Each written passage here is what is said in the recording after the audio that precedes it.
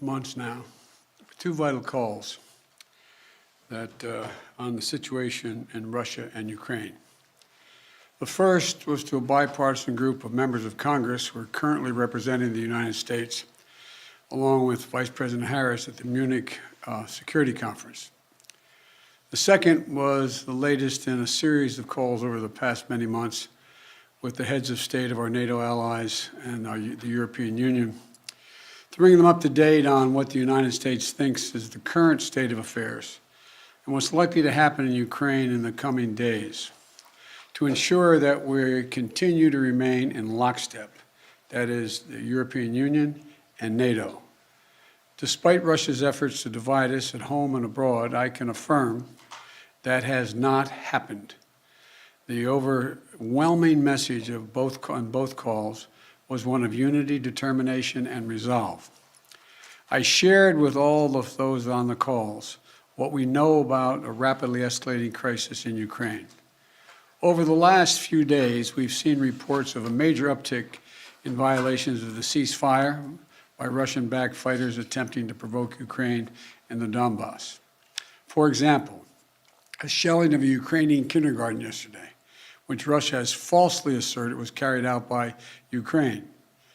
We also continue to see more and more disinformation being pushed out to the Russian public, including Russian-backed separatists, claiming that Ukraine is planning to launch a massive offensive attack in the Donbass. Well, look, there is simply no evidence of these assertions, and it defies basic logic to believe the Ukrainians would choose this moment, with well over 150,000 troops arrayed on its borders, to escalate a year-long conflict. Russia's state media also continues to make phony allegations of a genocide taking place in the Donbass and push fabricated claims warning about Ukraine's attack on Russia without any evidence. That's just what I'm sure Ukraine's thinking of doing, attacking Russia.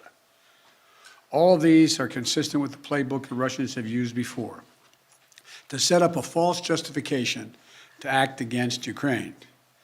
This is also in line with the pretext scenarios that the United States and our allies and partners have been warning about for weeks. Throughout these tense moments, the Ukrainian forces have shown great judgment and, I might add, restraint. They refused to allow the Russians to bait them into war.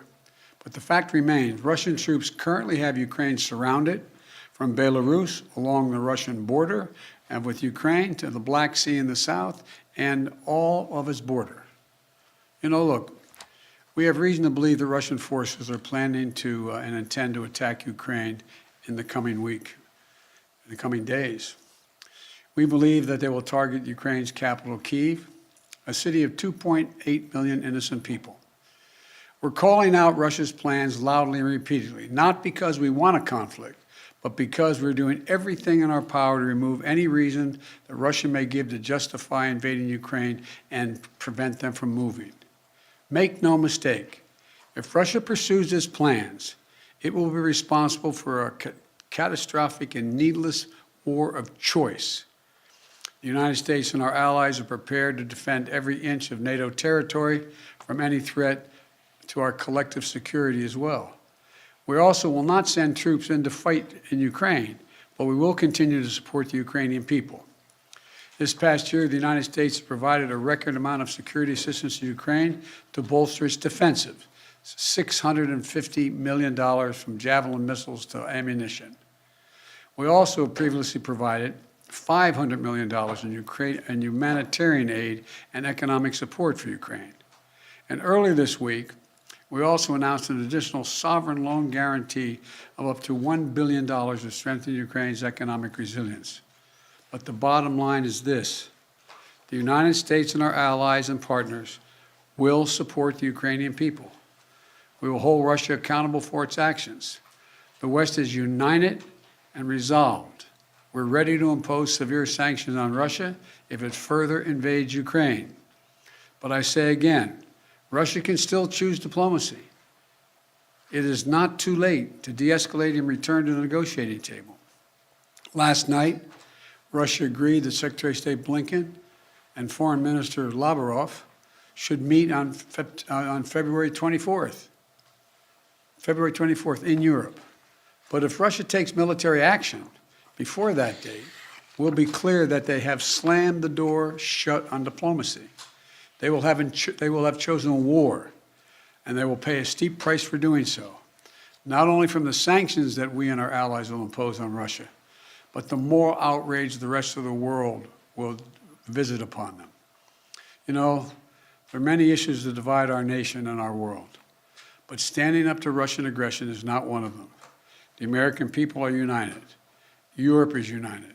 The transatlantic community is united. Our political parties in this country are united. The entire free world is united. Russia has a choice between war and all the suffering it will bring, or diplomacy that will make a future safer for everyone. Now, I'm happy to take a few questions. Nancy from Bloomberg. Thank you so much, sir. Do you think that it is wise for President Zelensky to leave Ukraine if an invasion is as imminent as the U.S. says it is? That's a judgment for him to make, and a determination as to whether or not. I've spoken with Zelensky a dozen times, maybe more, I don't know. And it's in the pursuit of a diplomatic solution, it may not be it may be the wise choice, but it's his decision. And do you have any indication about whether President Putin has made a decision on whether to invade? Do you feel confident that he hasn't made that decision already? As of this moment, I'm convinced he's made the decision. We have reason to believe that. There seems to be a unanimity, a spirit to do between the United States and Europe to do some sanctions, the comprehensive sanctions, but is everyone on board with the exact same sanctions that you want to do? Yes. There will be some slight differences, but there'll be more add-ons than subtractions. And President Putin is going to oversee some nuclear drills this weekend. How do you see that happening? What's your reaction to that, sir? Thank you. Well, I don't think he is remotely contemplating using nuclear weapons.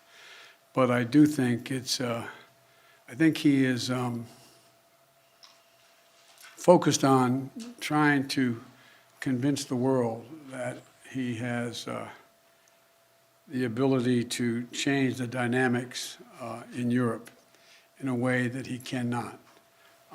But I don't, how much of it is a cover for just saying we're just doing exercises and there's more than that, I just can't, it's hard to read his mind.